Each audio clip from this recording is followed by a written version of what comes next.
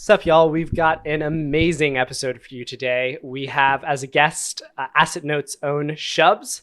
Shubs is a Recon legend and the creator of really the most amazing Recon tool the world has ever seen, in my opinion, Assetnote. Not only can he do Recon, but he also does zero-day research, CVE reversing. He's just an inspiration in all areas of bug bounty. So I think you'll get a lot out of this interview because I got a lot out of it personally. So I don't want to delay you too much before we get into that, but I do want to tell you about something really awesome that came out of the critical thinking community. A couple weeks back, Joel mentioned this concept of like creating a CVSS calculator that provides ways for you to escalate your bugs. So how it works is you would go in there, you'd put in your CVSS score metrics, and it would say, okay, your bug's currently at a 6.8, but if you figured out some way to affect availability, you could probably get it up to a 7.2. Well, one of the members of our amazing community, Bebix, I think is how the name is pronounced on Twitter. That's at BEBIKSIOR. Created just this tool, and it looks super awesome. I've been using it for my CVSS calculations, and I think you guys will really like it as well. You can find that at cvssadvisor.com. Now, as a part of this, there's also a feature where you can provide suggestions for escalation types on common types of vulnerabilities. It'd be really awesome if you all headed over there and provided some escalations that could be used by the community to increase the efficacy of their bug bounty experience. So with that, I hope you enjoyed the episode with Shubs. If you include somewhere in your report that says this is a 0-day, they're just going to tell you we don't accept 0 days. If you don't include those words, 90% of the time they pay you, surprisingly. So I just found an RC in this. It's found an RC. It just happens to be there in this product. Who owns it? Who knows? Tend to pay you. Who knows? How this happens.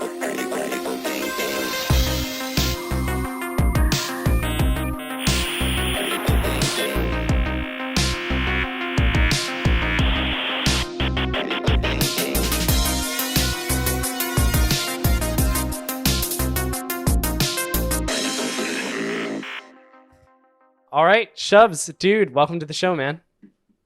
Thanks for having me on here. Of course. I'm really excited for this episode because I feel like I've looked up to you forever as a bug bounty hunter, and now to have you on the podcast, to be able to pick your brain and talk about stuff, at a high level is going to be really awesome. And I'm also excited for the fact that you are the most well-prepared guest that we've ever had on Critical Thinking. I always send out a doc, hey, here's some of the things we're going to talk about.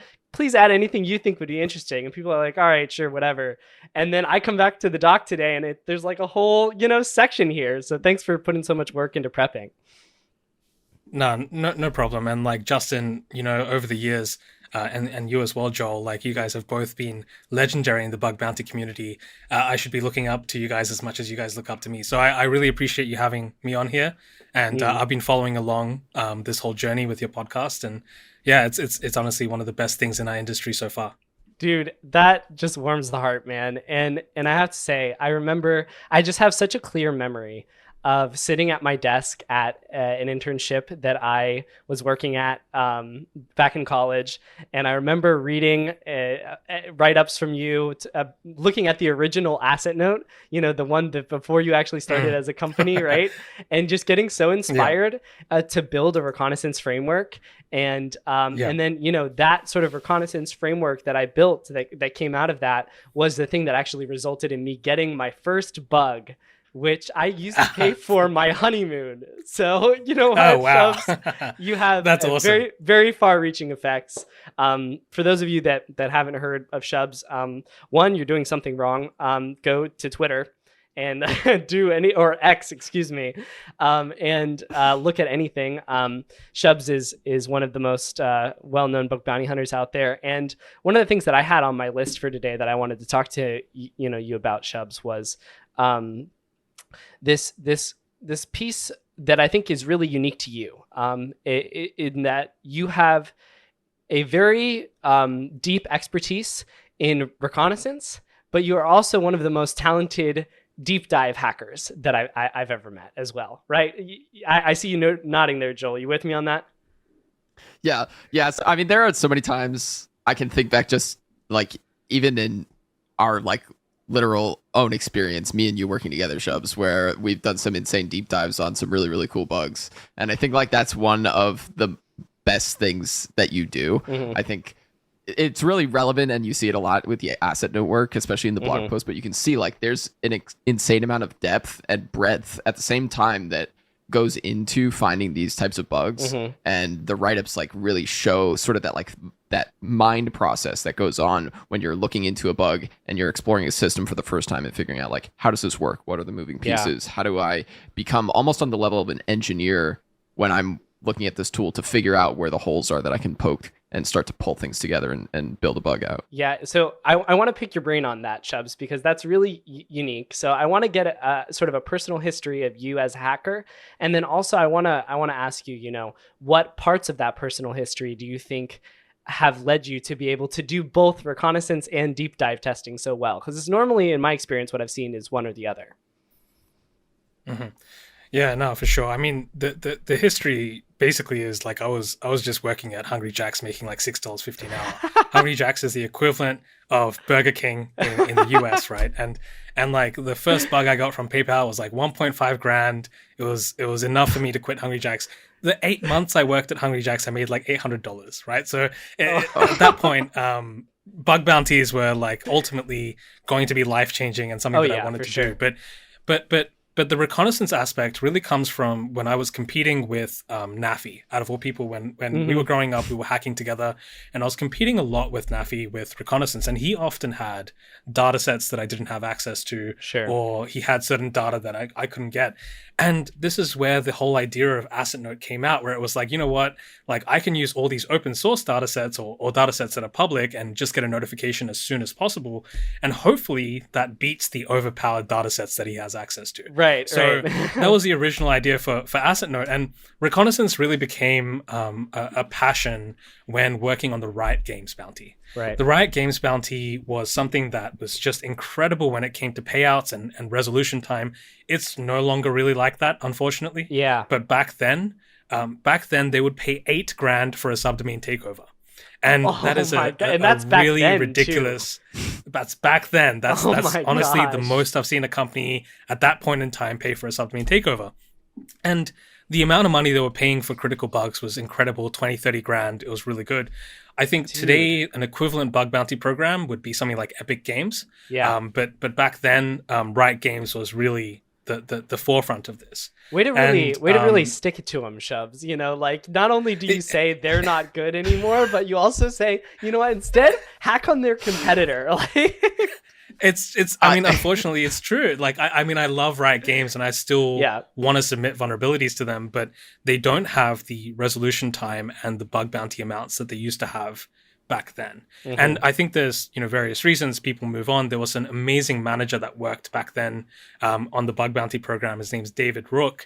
I don't think he's necessarily managing the bug bounty program anymore. I think there's been internal changes and things like that. But just from a bug bounty hunter perspective, these days I don't spend as much time on Riot Games as a bug bounty program.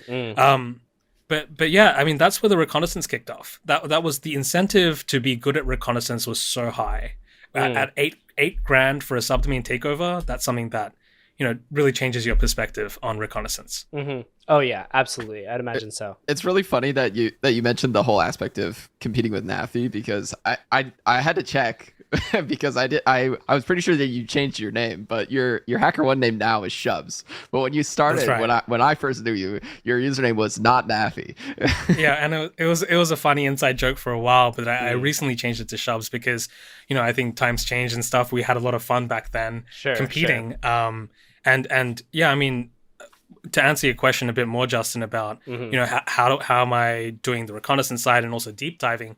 I guess all of this deep dive experience really came when Uber as a program got established. Okay, so and that's when great. Uber got established, I had that in the notes. I was like, you know, I've seen you deep dive the heck out of Uber, and I've seen you, you know, do recon stuff on Uber, but a lot of that is deep dive, and then, you know, you did the recon and Riot Games. So look, you know, I did my OSINT. I'm feeling good about that. You're very accurate about that, and I guess the thing that maybe people might not know is the reason why I even bothered targeting Uber so much and why I spent so much time on Uber. The reality is I had an ex-colleague of mine, his name is Matthew Bryant, and he moved from Bishop Fox to Uber. Yeah, he's an amazing individual, one of the best hackers I know. And he moved from Bishop Fox to Uber, and I was like, well, how can I like stay in touch with Matt? You know, let's just submit bug reports to Uber and he can respond to them. It's a great way to stay in touch. That's great. So I really great. had this. Yeah, I had this personal connection where I enjoyed finding vulnerabilities in Uber and seeing Matt's reaction and seeing what he thought of these vulnerabilities. So that was how I initially got into Uber. But what I found was the more time I spent on Uber, the more necessary it was to get deeper and deeper into the application stack. And if I wanted to find more vulnerabilities, I had to get comfortable with things that most people can sometimes be uncomfortable with, which is like really deep JavaScript analysis work, basically. Which a lot of people can shy away from because they feel like it's just like a 3 megabyte blob that they have no idea what's going on, and it's so complex and they don't know where the variables, what references what, and how to find the API endpoints and so on and so forth. So that's really where it was. And then suddenly at some point Joel started working at Uber. So at that point I was like, that's even more of an incentive to start submitting more vulnerabilities to Uber. There we go. So it's kind of been that common theme along the way. Yeah, it's really funny you say that. Go ahead. No, well, it's really funny that you say that because usually when I have friends who work at a company, that is like number one reason why I won't hack on their bug bounty program because I just assume that they found everything. No, dude, you gotta. The inverse is true, man. You gotta like pull a Tanner and Pete Yaworski and like submit a bug on Christmas Eve, you know, that makes him get up and go to the office. That's the real friendships thing right there. No, there's so much to unpack from what you just said there, Shubs. One, I would love to go in the direction of talking about, you know, your competition with NAFI and the way that you guys have helped each other grow as hackers. And I also just want to talk about, and maybe I think we'll go the first route, but I just want to acknowledge that one of the other amazing factors that makes you so different than a lot of other hackers is that your ability to stay in touch with people and like be involved in all these various hacking efforts. Like, I feel like every person I talk to, they're like, yeah, and then I was just like popping these crits with Shubs, and then I was building this tool with Shubs, but while you're running a company, like that's the other amazing thing. I'm like, how the heck do you even do that?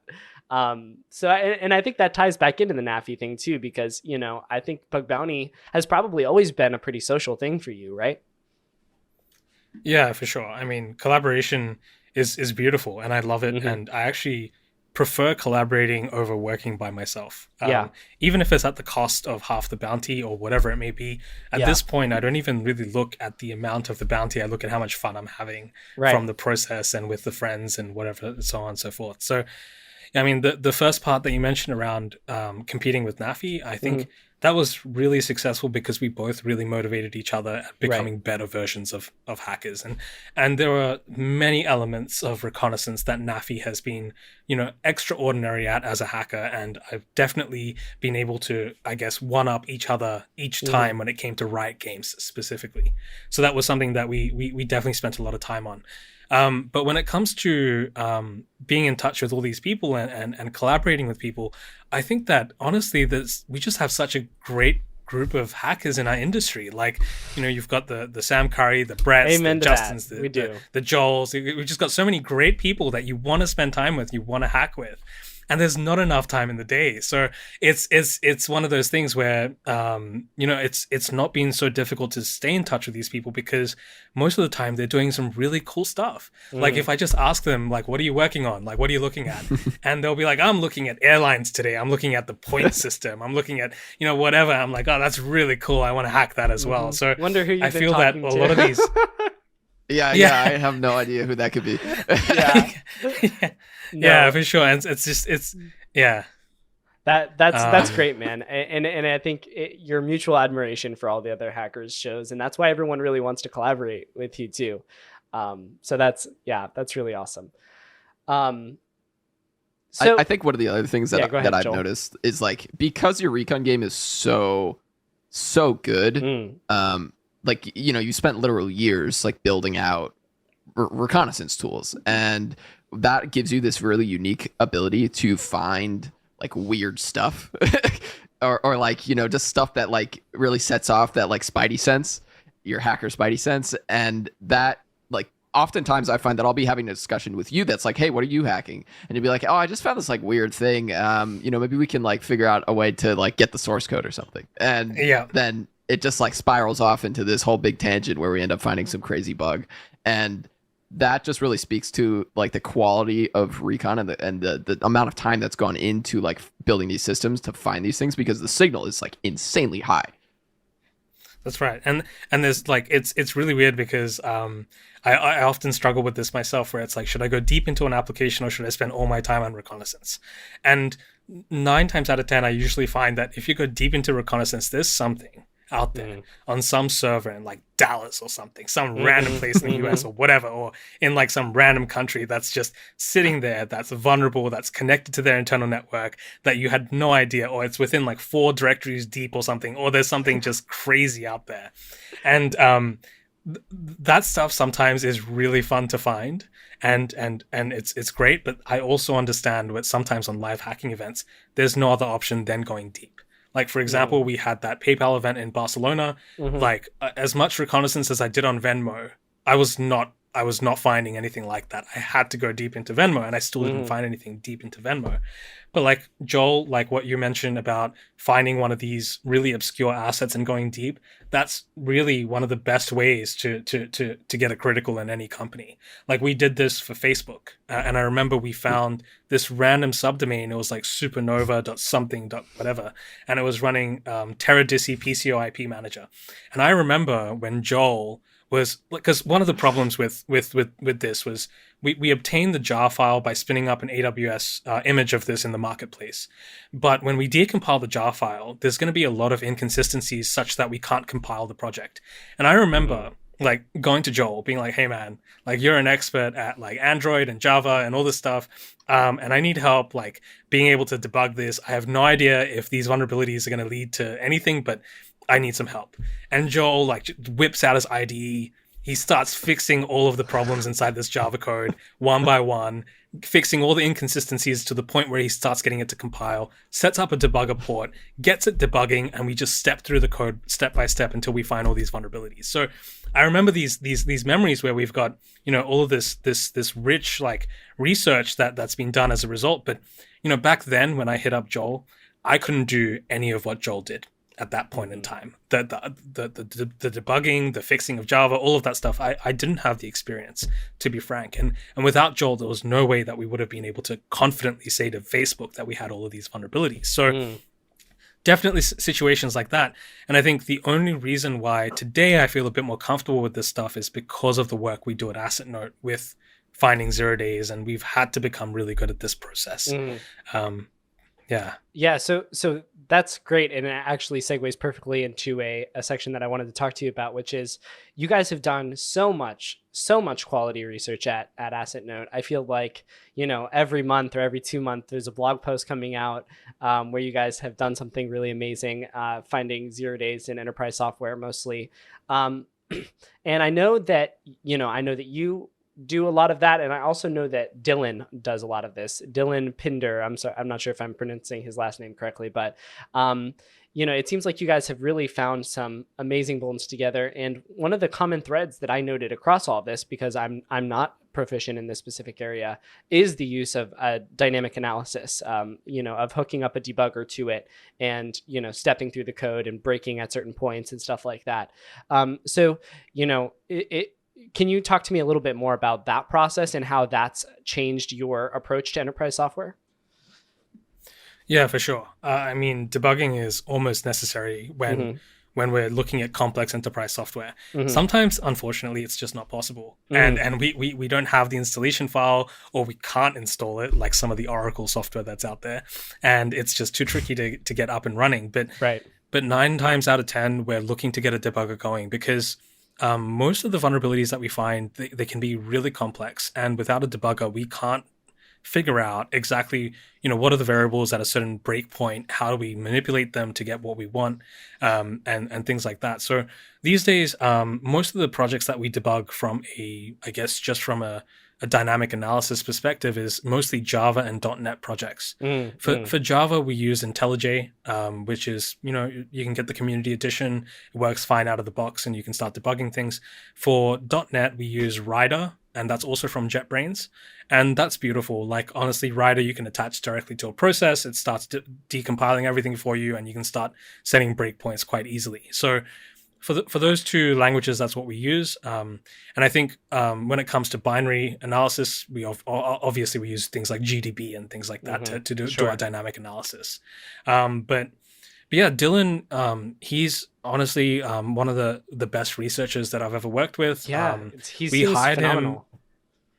He's great. He's so great that like sometimes he's very quiet. So sometimes he'll be quiet for 6 hours or something, and I'll ask him like, "What's the progress?" And he'll be like, "Yeah, I got an auth bypass or a shell or an RC." I'm like, "Dude, you could have told me earlier. I've been like on the edge of my seat this whole time." You know what I mean? So Dylan's sometimes quiet, but he's very, very good. It's like his background is very interesting. You know, if you're not hearing them, they're getting into something. You know, like yeah, and he's just so multidisciplinary. He has such good skills in Java and .NET. But he's able to get his hands quite dirty with binary exploitation and analysis as well, which is something that's incredibly valuable for us. As you guys have seen, like recently, the Citrix vulnerabilities have come out, and where it was like a race to patch diff them and find the RCE. So without Dylan, we wouldn't have been able to do that work, basically. Yeah, no, he seems like a really valuable addition to the team, and yeah, I'm always watching that blog, very hopeful for the next one to come out. Do you have any teasers for us? Anything you want to tell us about coming up soon? Yeah, for sure. There was a Metabase pre-auth RCE that was announced around a week ago. So that's the next thing coming up. It's done by myself and an ex-colleague of mine, and we'll be releasing that on August 20. That's nice. The slated. I saw you mentioning that in Bug Bounty Forum. For sure, but somebody the one was like, thing "Hey, is, has anybody?" Somebody posted, they were like, "Hey, does anybody know anything about this Metabase RCE?" And Shubs just replies, "Yeah, Assetnote found that." Yeah, it was a really fun bug, and I think people are going to really enjoy the chain because it was not straightforward. And our final exploit payload has like maybe 5 or 6 different tricks in one payload. Dude. So it's really fun to see. We'll see. There's already Chinese researchers that have reproduced the issue, and they've posted tweets of a blurred burp window of the issue. So if it drops before August 20, we'll drop our blog post. Gotcha. Wow, dude, that's awesome. Nice. I love to get the little sneak peek here, so thanks for sharing that. That's great.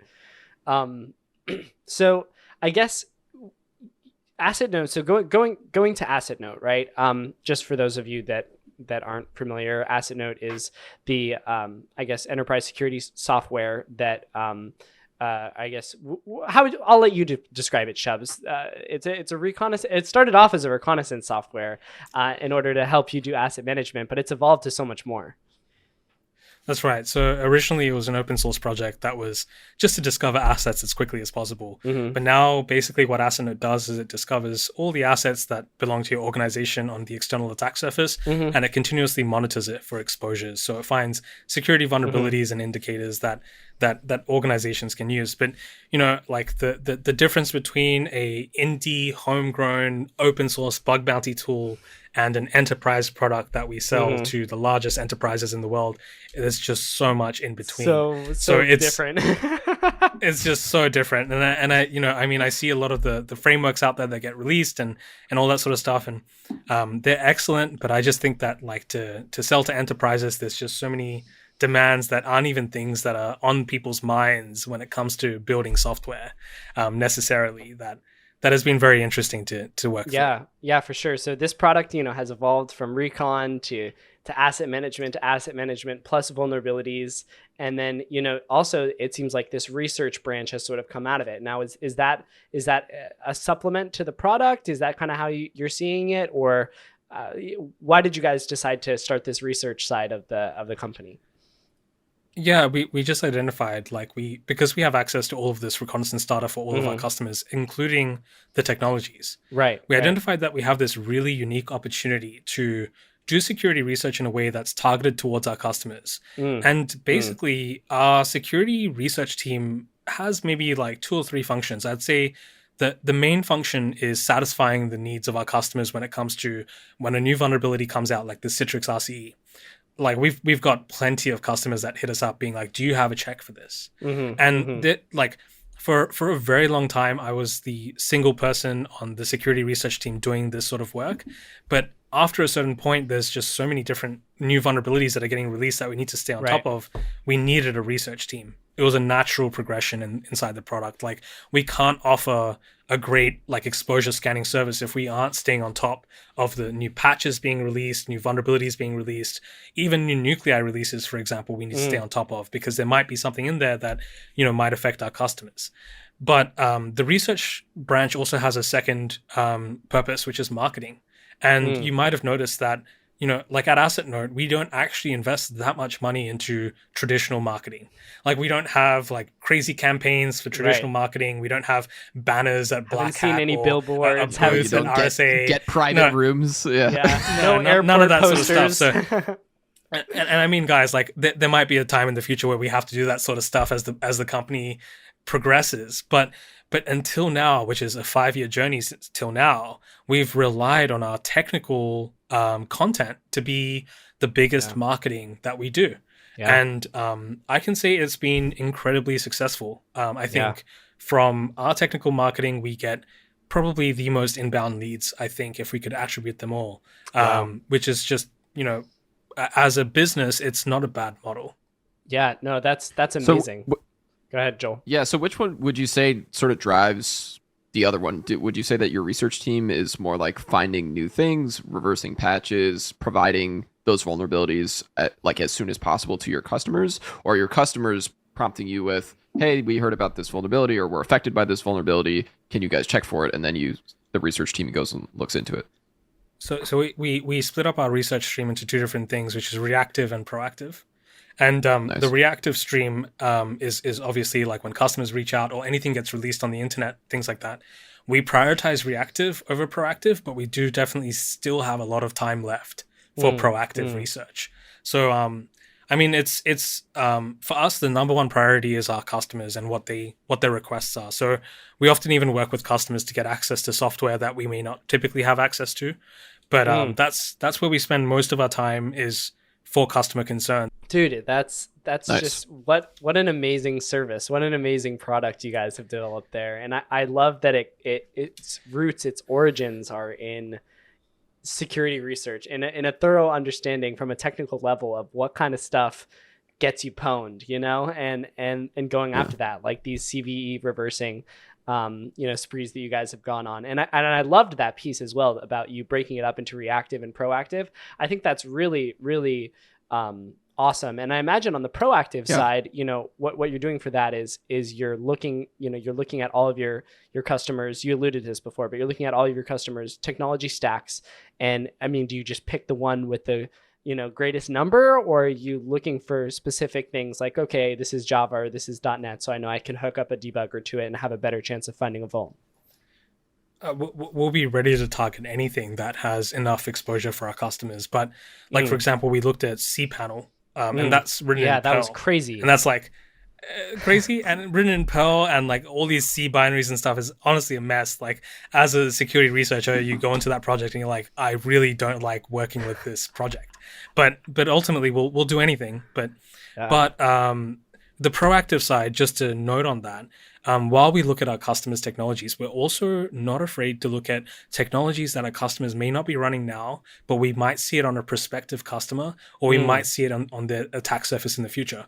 And this is often just popular software. So if there's any really popular enterprise software, that's usually a good enough target for us. That's awesome, man. So I guess that's for you guys. You guys have a great, and we can sort of apply these principles to Bug Bounty as well. You know, we can look at the programs we're in, we can fingerprint the technologies, and we can do the same thing.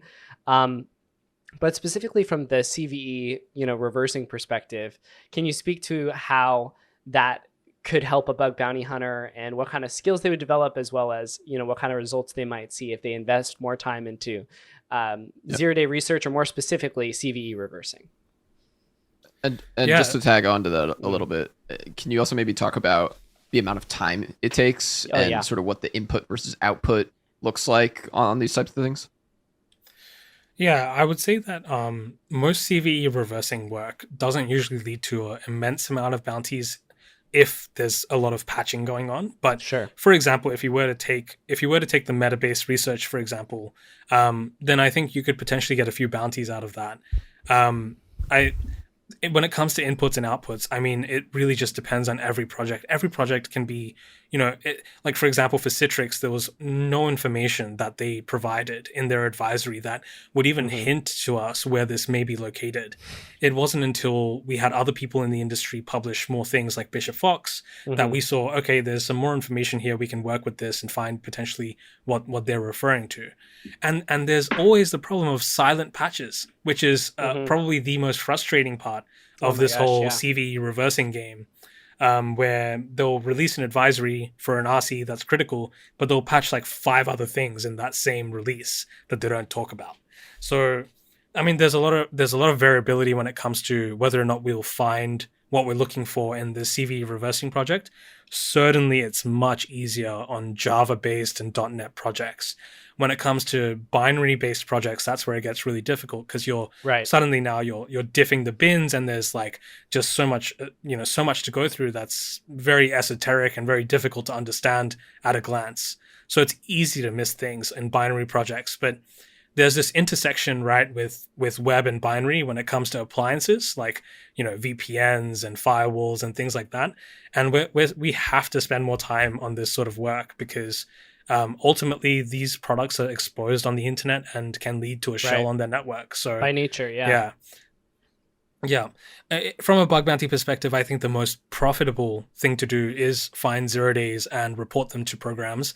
But there is a lot of controversy around that, as you guys all know. Yeah, let's start that conversation. Yeah. I personally think there's a lot of value, almost like what Assetnote does, right? But from the bug bounty perspective of getting your hands on a vulnerability with advanced notice. Right, because the patch cycles, especially for some of these bigger companies, they're going to be a little bit longer, and it's hard to track down all your assets as the asset list grows and grows and grows. And so by nature, if you get a couple months head start on this vuln is going to be released, and just a heads up, you're vulnerable. I think that adds a lot of value, and I think that's something that companies should pay for, whether it should be, their full max crit, or whether it should be, some bonus or some lower amount. That's, to be determined, I guess, by the company. But that's my position on it. Do you guys, what do you guys think? I'm keen to hear what Joel thinks. I mean, yeah, let's hear Joel. Okay, so from a company perspective, it's definitely a tricky situation, right? Like I see both sides a lot better than I think some other people in the industry do, mainly because I'm both a bug bounty hunter and like a AppSec engineer. Yeah. So from like the company perspective, it's very tricky when you're using a vendor product and you get that reported as a vulnerability, because the reality is that all you can do is wait for the vendor to fix it, especially if it's a 0 day. So there's no actual, I mean, you can like turn it off, or, there are like certain preventative measures you can do, but you can't actually fix it until the company fixes it. And all that you would be kind of expected to do is tell the company, hey, we got this 0 day. Do you know about this? And if the company says, no, we don't know about that, then it's like, you're in a weird spot where you've kind of ruined the researchers' spoils and also alerted the company. And now the company's like, hey, why don't we know about this? But like, if you don't report it, then like you're kind of like missing your ethical boundaries. So it's very, very tricky. From a researcher perspective, I think you should just report it to the company and then go ham. Like that kind of sets your ethical liability a little bit lower, because you've told the company. Now it's up to the company to fix it. If they fix it really fast and they tell all their customers and the customers update it really fast, then good job. But you've notified, and now it's kind of fair game for you, at least, I think. And then whatever happens, right? If companies start telling the vendor that their product is vulnerable and they've been receiving this 0-day, then that's kind of on the vendor now, because the vendor hasn't fixed it fast enough, or now the customer is hearing about it. So I think it all kind of goes back on the vendor. But as a researcher, the main thing that I would want to do is make sure that I've at least told the company, and then spray and pray, Yeah, for sure. I want to hear, I've got so many things I want to say about that, Joel, but I want to hear Shubs. I want to hear Shubs' opinion first. Yeah, Joel, I agree with you. You report it to the company first, and then you report it to the bug bounty programs. But man, like in the last few weeks, I've even had a situation where, it's been really gut-wrenching, because I had this pre-auth RC, reported it to the vendor, then reported it to a handful of bug bounty programs. And the mistake that that was made was I didn't tell this vendor that I'd reported it to these bug bounty programs specifically. And as a result, they wrote this like email to me where it was like, gut-wrenching, and they were like, Assetnote became the best people we knew to just those guys. And I was like, shit, like I didn't really mean for that relationship with the vendor, but this is the game. Like this is the zero day game. And at the end of the day, what I find surprising is, I mean, their perspective on this, they're welcome to have their perspective, but the vulnerability in question, if I went to an exploit broker, I think I could have sold it for $50,000 to $100,000 probably for that vulnerability. Now, in this case, it's really, really surprising, because in the bug bounties, I must have made like $2,000 or $4,000. That's like a very small amount of money to be making from this. At the end of the day, we reported the 0-day to the vendor for no cost. And this was 0-day research that we did that definitely cost us money. Absolutely. So it was our vulnerability that cost us money to find, and we report it to the vendor for free. And then we report it to bug bounty programs after we've reported it to the vendor. At that point, I'm really struggling to understand where we've gone so wrong in this equation, when ultimately we've just tried to report it to programs that have this issue on their attack surface. I think there are a few nuances also, just quickly on what Joel has mentioned about this, is where you should try your best not to report 0-days in cloud products, like SaaS products, onto other companies, because there's really no resolution at all that a company can do. Like you talked about the preventative measures. That's possible. You can add a WAF rule. You can shut it down. You can segregate the network, things like that. When it's like an XSS on a that's a 0-day in there's like very little that a customer can do to prevent that from being exploited on their attack surface. So that's where it gets trickier. So it's really funny that, hold on. It's really funny that you say that, because I can think of one or two instances, actually more than that, where a researcher has reported something and they say, hey, we've been doing a lot of research and we have this 0-day in cloud product. Here's a giant link that just like pops an XSS or something. And you're like, okay, now what? Like, what do I do? Oh man. Yeah. So, I mean, like on one hand, I feel that, and I understand what you're coming from as well, Joel, with like, okay, there's not really a lot the company can do, but wouldn't you still want to know? That's where I kind of say, like, when people put in their policy that they don't want 0-day reports, I'm like, that's really silly.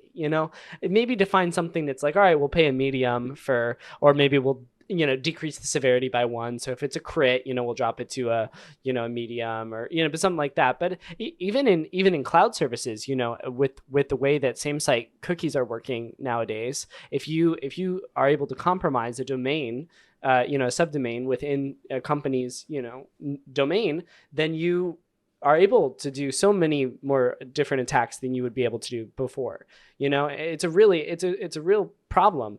And so that's kind of why I'm an advocate for doing something like, yes, we'll take the 0-day reports, but we're going to maybe lower the bounty, maybe not lower the bounty, depending on the impact. And if we do have to pull it offline, if it's an RCE on a VPN appliance, right, you better pull that shit offline and just tell your employees to get, a different way into the company for that time being, because, if you get popped there, that's very, very high value. And we all know, anybody who's ever conducted an external pen test knows, as soon as you get in and you get to or external to internal pen test, as soon as you get in, that's it. It's almost never segmented in such a way that you cannot just get literal keys to the kingdom once you get inside. So I don't know. That's my Yeah. thought on it.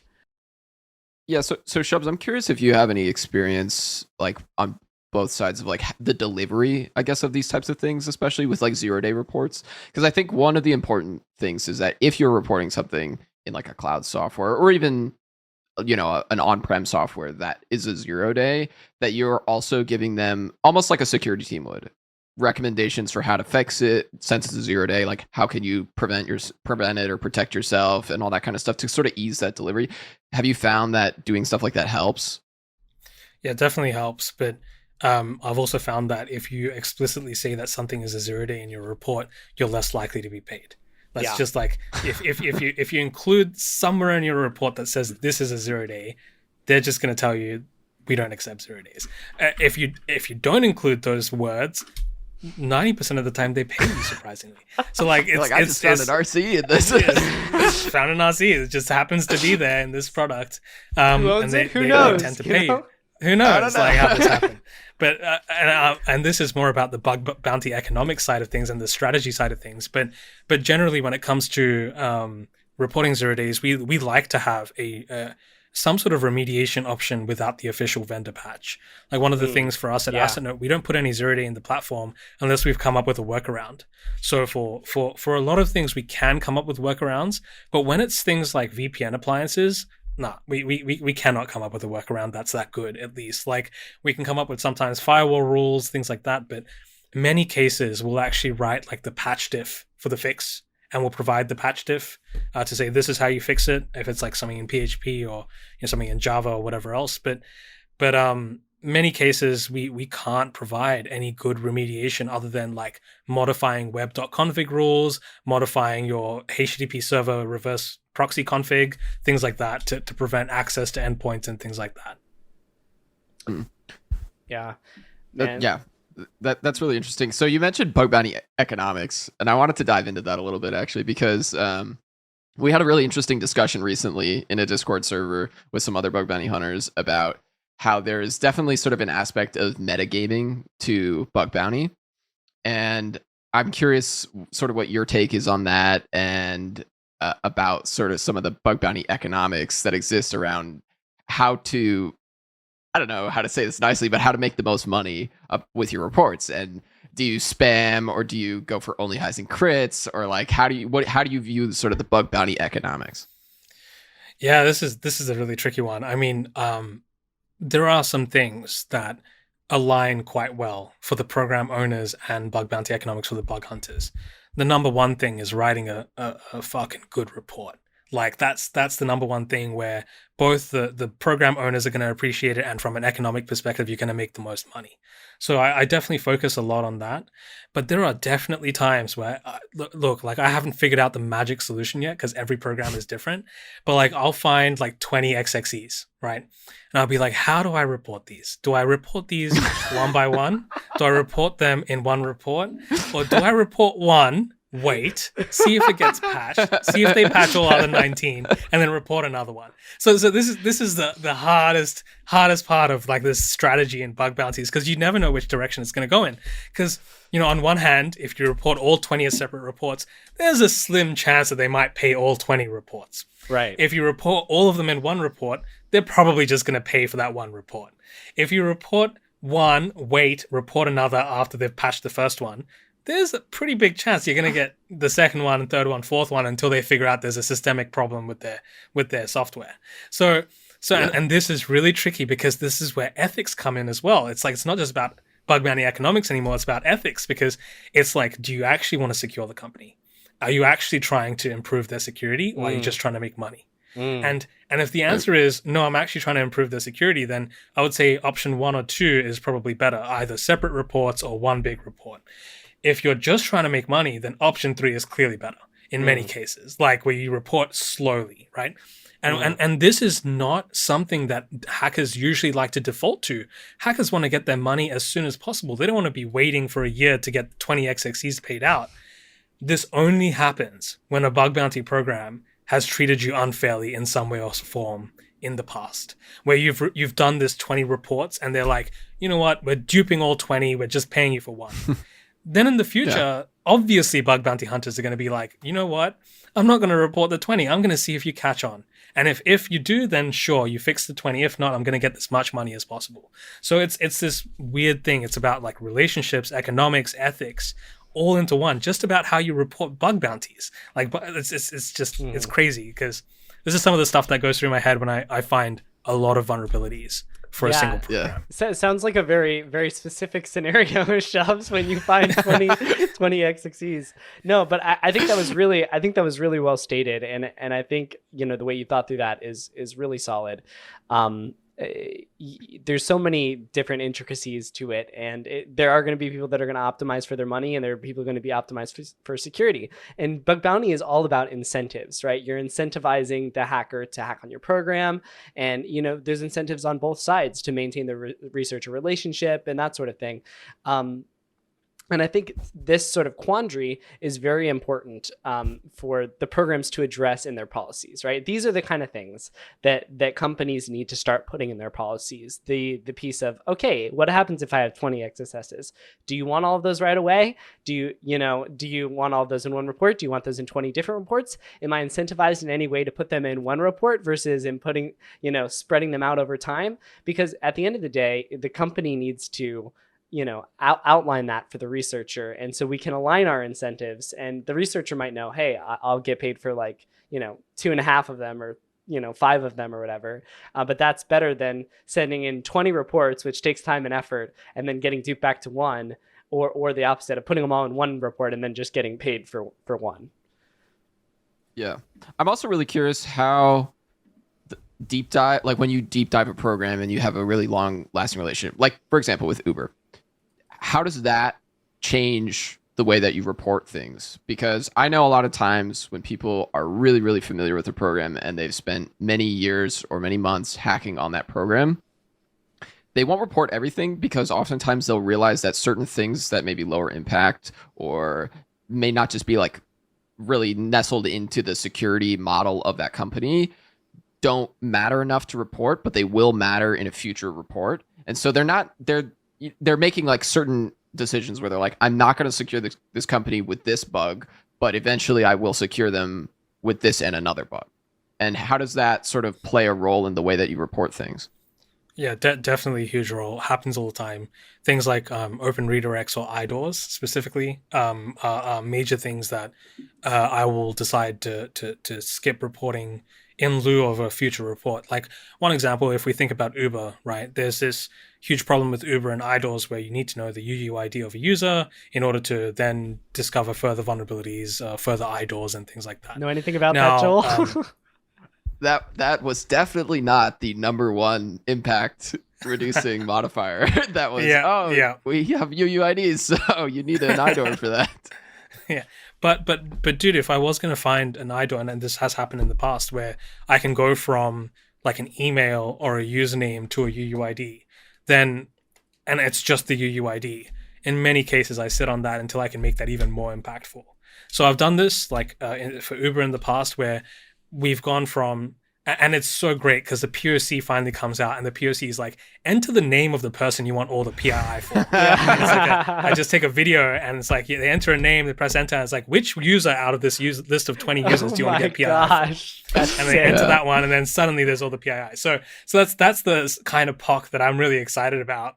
But that takes like a lot of time to get to, and in many cases, it does require sitting on certain bugs that you find.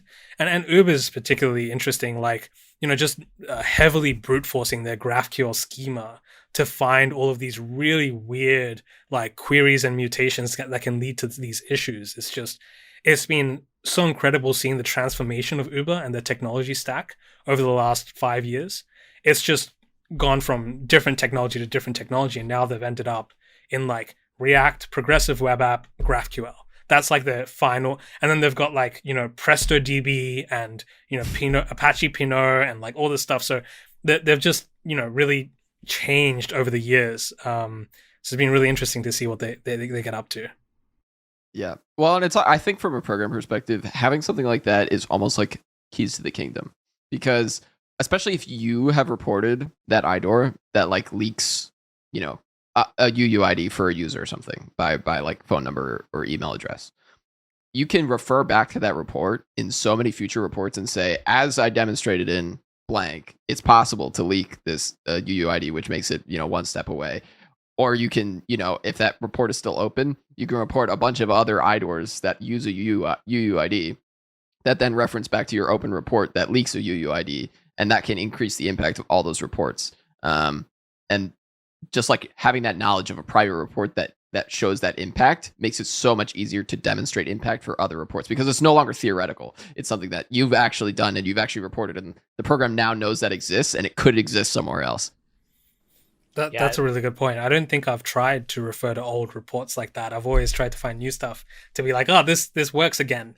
But that's a really good point. I should start at doing live that. hacking events. That's something that we did a ton, where we would go back and we would say, oh, we know that this is possible. Or we're like, when we're trying to determine impact, what's like the worst case impact? Well, we know what those worst case impact scenarios are on the internal security side, and so there's like persistent problems or pre-existing problems that like automatically increase impact based on a class of bug. Like if it's an SRF, you know that SRF can get blank data or whatever based on the network conditions. Yeah.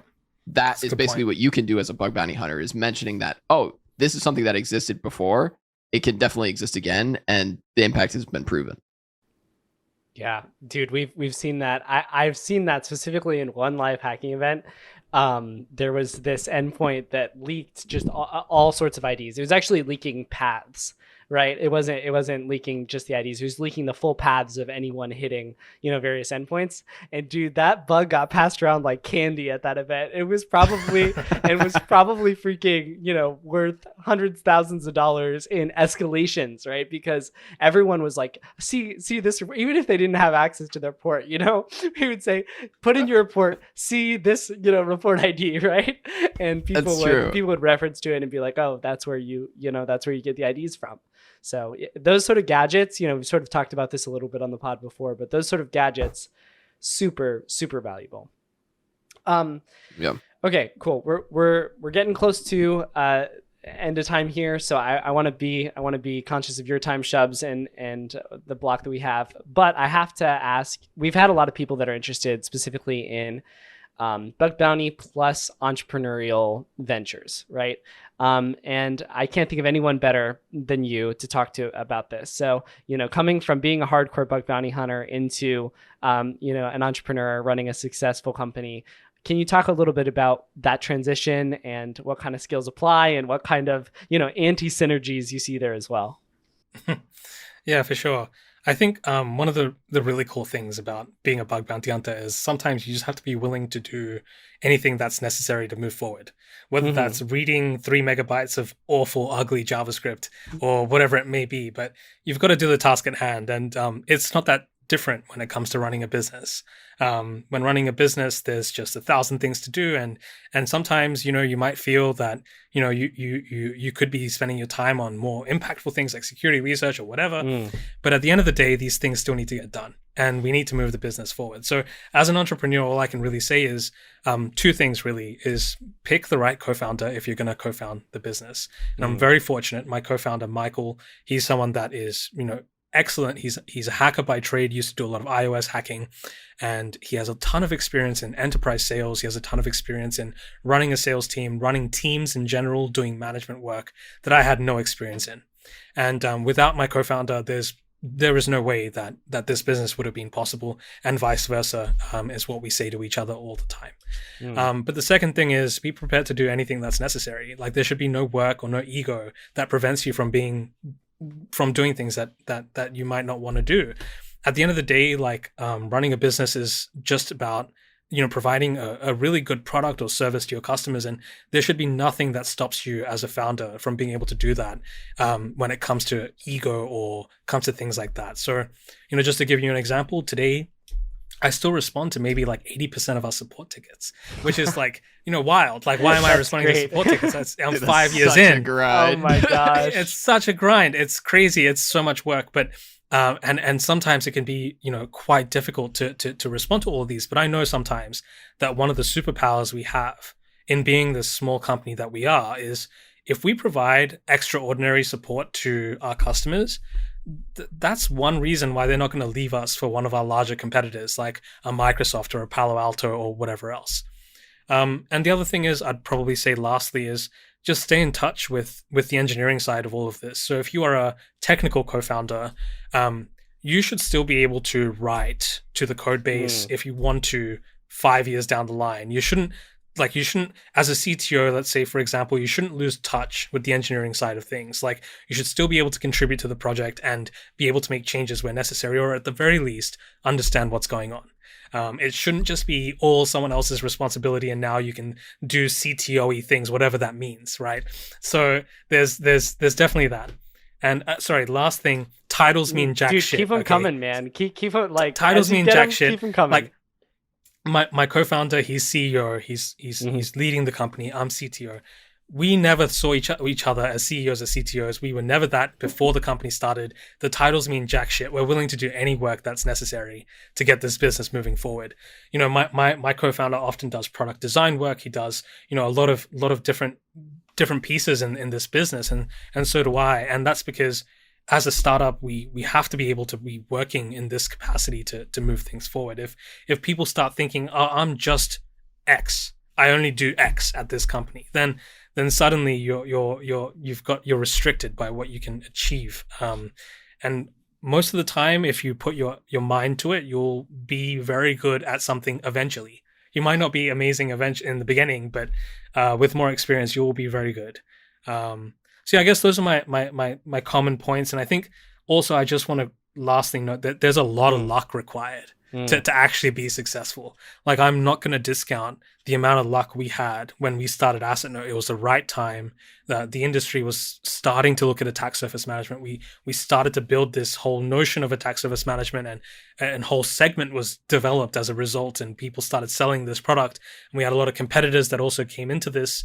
We had large companies that came into this, like Mandiant and Google and Microsoft with RiskIQ.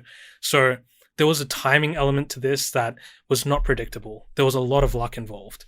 Even going back to the very beginning of Assetnote, I was about to abandon the project. And we had Matthias Carlson, who, you know, he's been in the bug bounty community for some time. He reached out to me and he said, your project is amazing. We should continue work on it. And he got his girlfriend, who was a project manager at the time, to manage the project with us. Without him, I wouldn't even have continued, like, building this. So the amount of luck that was involved to get to this point is just monumental, right? So it's something that I always recall. It's not just about the hard work and the effort. There is a certain amount of luck involved in all of this as well. Yeah. No, I think that's so true. I mean, even with my own career, like, the whole reason I'm in bug bounty at all was because I happened to do CTFs, and I got to, like, a CTF championship, and one of the vendors who was sponsoring it happened to get my resume, and then they were like, hey, do you want to interview? And I happened to interview, and the person who sat across from me at my desk in the office in New York City was Cool Boss, who was like a Facebook hacker, like, way back in the day. And he was like, hey man, you should do this mobile CTF. And I was like, it's all luck, you know. It's like I just happened to have this guy across from me. There's, you know, I think this happens so often in life where you see, like, big case examples where they'll be like, some company that, like, started from nothing and just, like, became something like Assetnote, right? Like, just like a little side project that just, like, developed and became this huge big, like, vendor product. And you know, there's just, like, so many other cases where that didn't happen, and you have to acknowledge luck if, like, you're gonna, like, be realistic about, like, how you got there, you know. Yeah. And for all of you people in the comments, you angry people in the comments that I can already hear saying, man, I'm just not one of the ones that has luck. You get luck. You get luck by doing shit. You can create your own luck. You get luck by putting yourself out there and making opportunities. You get luck by having friends like Matthias who will, you know, help you when you need help. You get luck by taking a step out and making that company, right? And failing, and then moving on to the next company. And, you know, so it's possible for anyone, for sure. But when we look back at it, it's very easy to see all of the places where in our career we could have gone different trajectories. And that's just what a blessing. That's the ride we've got, right? Yeah.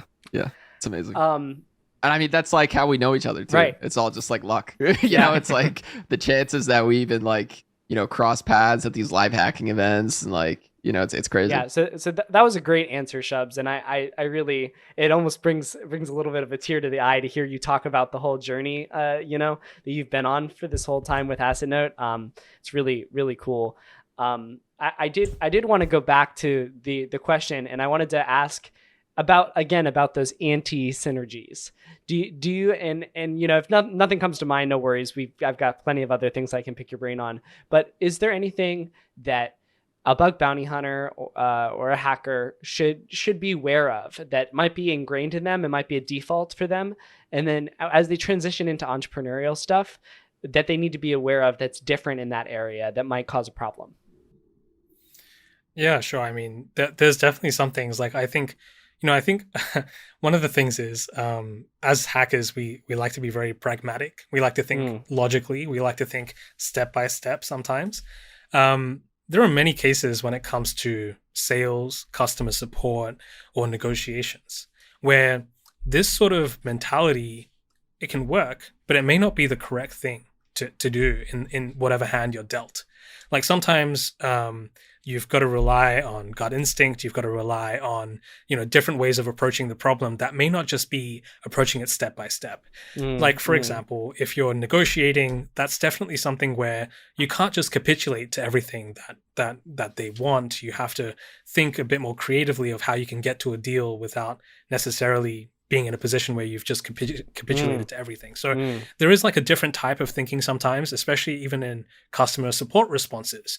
Like, yes, you might have a bug in your product, but you can't always just go to your customer and say, yes, we've got this terrible bug in our product. We have to be a bit more strategic about that. We have to think about, what are we doing to fix this? When is it going to be fixed? How are we going to respond in a way that, minimizes the customer freaking out about this bug in the platform, for example. So there are these different things, but I think a lot of this, even being an amazing bug bounty hunter or spending a lot of time on bug bounties before I started my company, I was still so underprepared for what the 5 years that have brought me this company in this company.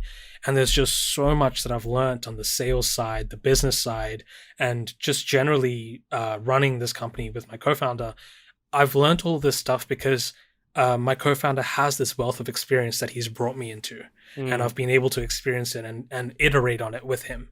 But I just think that it's really important to recognize that you do not know everything about running a business, and be okay to look for help or to seek help or to get advice in certain areas that you may not be so good at.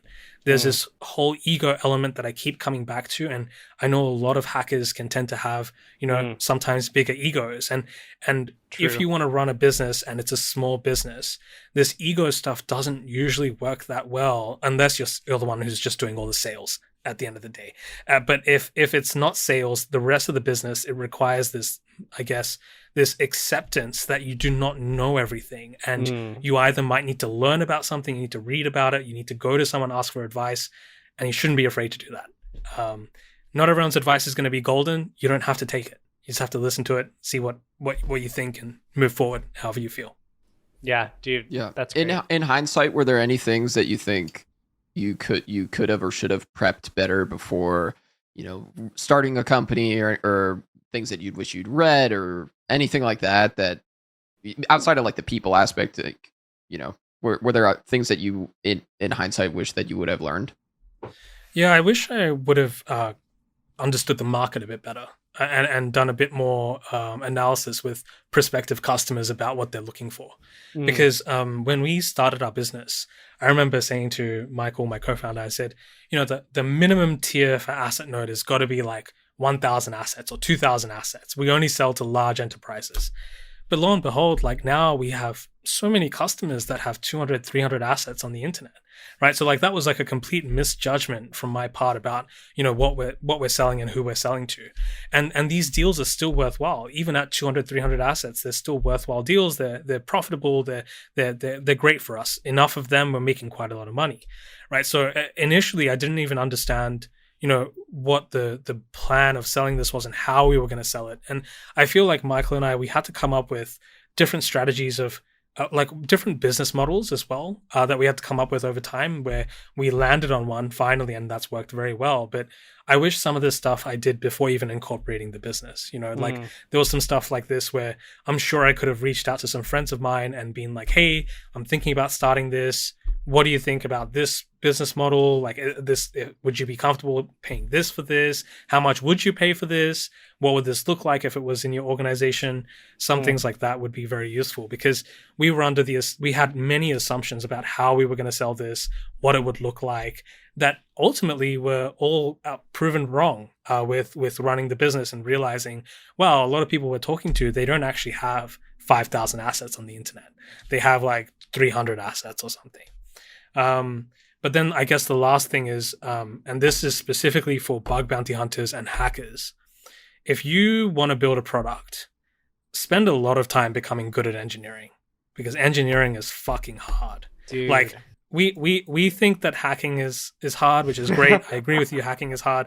Engineering, where you're building a reliable product that's consistent and is performing how you're expecting it to perform, that is harder than hacking. Like that is literally the hardest shit I've done in my entire life. And people on my team who deal with this on a day-to-day basis, our engineering team managed by Sean, they're the people that today are dealing with this problem still for all of our customers. And this is by far the hardest, I guess, thing that I had to do in this 5-year journey, was go from being a relatively good hacker to being a good engineer. And I still don't feel like I'm there yet when it comes to engineering. Like, I still feel there's so much more to learn in engineering. It's never ending. Yeah. I'm sure it's the same in bug bounty hunting, but this is definitely something that I learned, was engineering is very critical to this. And like you said in the beginning, it's not just scraping together some scripts like we do in Bug Bounty, right? You're SGPing files back and forth, and your janky Python scripts aren't going to get you to a reliable enterprise product. So I'm sure there's so much more there. And we actually do have an episode coming out with Sean. I'm not sure if it'll air before we air this one, but that's absolutely amazing episode, as he talks about what it looks like to engineer this huge, massive, beautifully architected Recon machine that you guys have put together, and all the different pieces and the way that it integrates together. So in light of that, I was gonna ask, and I asked Sean the same question, for the hunter that is building a reconnaissance setup now. You having gone through all of the, many problems of that you faced building Assetnote, what kind of advice do you have to the bug bounty hunter that wants to build a continuous reconnaissance platform? Yeah, for their own use in bug bounty, just to be clear. Yeah. Well, I think, like, Justin, I remember you came to me a couple years ago and you said to me, hey man, I'm seeing all these people move to Golang. Like, do I need to move to Golang as well? Is this the right option to make? Such I remember a great telling conversation. You, like, yeah, and it was just like, because I remember at that point I was maybe 2-3 years into the Assetnote adventure, and we had migrated everything to Golang from the very beginning. So I had experience working in your stack that you're familiar with, which is just like basic Python. Yep. Everything's pretty straightforward. You can understand it without too much complexity. Whereas our Golang stack for our enterprise customers, which can get quite complex with the number of microservices and things going on. I remember saying to you, like, choose whatever you're most comfortable with and what you can iterate in quickly on. It doesn't matter if it's Golang or Python or whatever. It could be Visual Basic like Eric does, right? It doesn't really matter what language it is. But I remember you were like really happy with that, because you thought that you had to move to a different language. You thought that you were put into this position where the industry is moving and the industry is changing languages to everything in Golang for various reasons. So I have to do it too. And to be frank, I was the one in that position when I started Assetnote and I decided to move to Golang. There are many benefits that we got out of that, but I'm sure if we worked hard enough, we could get something working in Python as well. It's not really the distinction of how good the product is going to be. And I see this trap a lot with, people will rewrite things in a new language. Like they'll say, oh, there's XYZ tool in this language, I'm going to write it in Rust now because Rust is so hot right now and everything's amazing in Rust. But the outcomes are usually the same. Like usually the outcomes are very similar or the same. Sometimes there's speed differences, acceptable, I understand. But at the end of the day, are you going to learn a whole new language to get that bit of speed difference? Or are you going to build your systems in a language you're comfortable with that you can iterate quickly on? So that's definitely one of the advices that I would give. The other one would be like really think about your data sources. As much as I would like to say that, our reconnaissance techniques and all of that are a huge contributor, there's also a huge element where the data that we have access to is just overpowered compared to other people's data sources. So that sort of stuff, if you start looking at things like passive DNS, if you start investigating these things and start understanding where you can get these data sources, what these data sources look like, how much you're willing to pay for them, you're suddenly putting yourself at an immense advantage compared to almost every other bug bounty hunter out there. And I think one last thing is just have an environment where you can quickly iterate code on. When I was first building Assetnote, I did all of my programming in the equivalent of GitHub code build. So back then there was something called Cloud9, and I used that to do all of my iteration. It was so quick. Like I was building so quickly. Today, you've got things like code spaces, in GitHub. That's an equivalent of what I was using back then when I was building the very first iterations of Assetnote. Wow, dude, that was just a treasure trove of advice there. Thank you so much for sharing that. And I remember that conversation very clearly.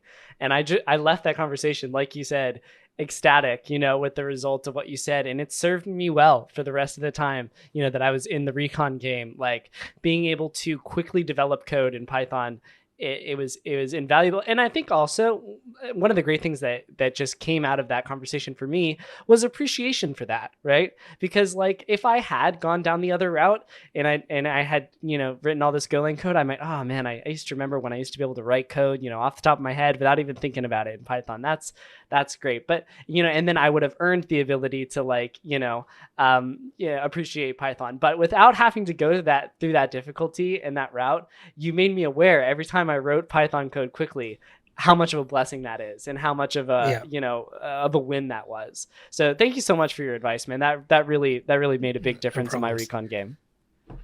No, for sure. I'm glad you stuck with it. For sure. Yeah.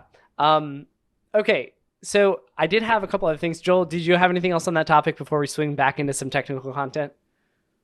No, let's go back into it. Okay, so I did have a couple more things that I wanted to ask, specifically regarding IIS, which is your bread and butter, it seems, right? You've done some videos on IIS stuff, which we'll link in the description. And what can you tell us about hacking IIS servers? What do you have for the people? Yeah, for sure. I think the second you see an IIS server, you should thank God, because it's the easiest thing to hack out of all the other web servers that are out there. You should be grateful. You should be grateful that you've come across the presence of an IIS server. You see that blue page that comes up when you hit an IIS server? That should be your point in time where you think, I'm going to find criticals on this bad boy. Oh my gosh, I love that. Because 90% of the time, like guys, if you think about every other web server technology, which other web server technology lets you guess partial files and folder names? There's nothing out there like that. That's just ridiculous. And this vulnerability, this issue has existed for 10 years plus. It's been around for so long, and it still works on the latest version of IIS. This is not even something that they're thinking about seriously fixing in future versions so far that I've seen. So there's that, right? You've got the ability to see partial file names and folders. With enough reconnaissance, you can figure out the rest of those file names and folders by doing some fuzzing, so on and so forth. Then there's all this other stuff that happens with .NET, and specifically with IIS and .NET, where you are able to get a shell if you get local file disclosure. Now, if you get local file disclosure and you read a web.config file, it has the machine key, the validation key. You're able to escalate that from just that to command execution. Again, the only solution for this is you start storing these values in the Windows registry instead of the web.config file. 90% of the time, companies are storing it in the web.config file. And this is something that, often leads to command execution once you get local file disclosure. Then there's the other aspect of this, where when you audit .NET products, you've got to deal with this whole idea of Windows shares and Windows domains. So let's say you find an SSRF. That SSRF on an IIS server on a .NET product is much more than just reaching a web server 9 times out of 10. If they're using path.join, then in path.join, you can just do // and put in like a Windows share /C $, and suddenly, because of the Windows APIs that are being used for these network requests, Windows willingly shares the net NTLM hash with your server. So you run responder on your server, and suddenly you've escalated an SSRF to a critical, much more critical than just being HTTP requests. So there's stuff like that. Then there's like, I guess there's also this amazing thing with .NET and IIS where there's like 1,000 different ways to drop a shell. Like when you drop shells in IIS and .NET, you can drop shells with web.configs, with ASCX files, with ASHX files, with ASPX files. You can drop shells in so many different ways. It's beautiful, and it's really great to be able to hack on .NET IIS servers. And one last thing that I love, is if you're exploiting an XXE in a .NET application, there is an XXE payload that is universal for Windows that uses a DTD file that's within the Windows file system that's always present in the Windows file system that will 9 times out of 10 let you leak file contents when you probably shouldn't be able to. Dude, so these are all the different things. That's sick, and I want that payload. I'm gonna make a note right now. Get the XSE payload from Shubs, because that seems really helpful. I've seen some stuff floating around, but it'd be nice to have it here, and link it down in the description for the people that are interested. Dude, that was such a treasure trove of knowledge. I feel like, dude, I'm so lucky to be able to have you on here, because I just like throw a little question out there, and then there's just like boom, gold, boom, gold, boom, gold. And we were actually just talking about the the share paths last week, and how crazy it is that you get those NTLM hashes, and that you can interact with shares, when you have SSRF as well. So that's really cool. Really cool stuff. And definitely for those of you that haven't hacked on IIS stuff, check out ShortScan, Bitquirk's, tilde enumeration tool, and then also read all the write-ups that we'll link below for Shubs on IIS related stuff, because like you said, man, I get excited when I see that blue page, and I think most other hackers should as well. That's all I had on the list for today. Shubs, do you have anything else you wanna share? Anything you want to talk about? Where can we find you on socials as well? Just 2 last things I want to share, and then we can wrap it up. Great. One of them is when you see the blue page on IIS, do not skip it, please. Yes. There's something there. Like there's no reason they've just spun up an IIS server for no reason. Like they wouldn't just do that. Most companies have something there. There is something there. Please keep looking, keep finding it, whatever. There's something there. And the second thing is just one other lesser known technique in IIS is virtual directory, path traversal to traverse into different virtual servers via virtual directories. So in IIS, you can set up directories that are pointing to different servers.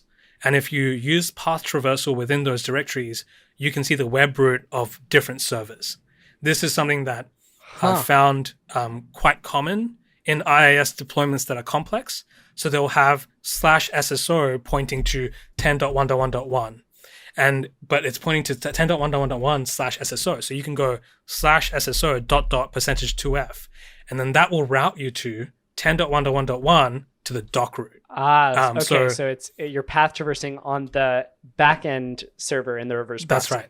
Okay. That's right. Yeah, this is similar to Sam Curry's. That's an IIS behavior specifically? Yes, this is an IIS behavior specifically. This is very similar to Sam Curry's secondary context work. Right.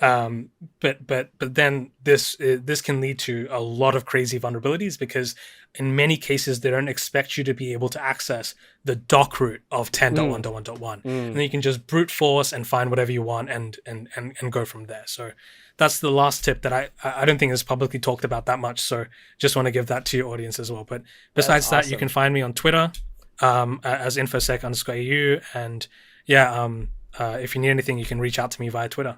Dude, that's super clutch. So do you know off the top of your head whether the short name enumeration technique also works on that backend server then through the... It does. Dude. Yeah, it does. That's it's beautiful. It's yeah. That's amazing. I gotta check that out. I'm definitely gonna look for that for future IIS servers that I see. And guys, remember, if you see the blue page, go after it. That's Shub's takeaway that he wants you to have from today. I need to go back to my recon data now. Same, bro. Same. All right, infosec_au on Twitter or X or whatever you want to call it. Joel, you got anything else you want to shout before we bounce? No, that's it. I mean, thanks for doing this. It's always a pleasure to talk with you, and just the wealth of knowledge that you have is so awesome. So I'm glad that we were able to share just like a little bitty piece of it. Thanks for having me on. Really appreciate it. Peace. Peace.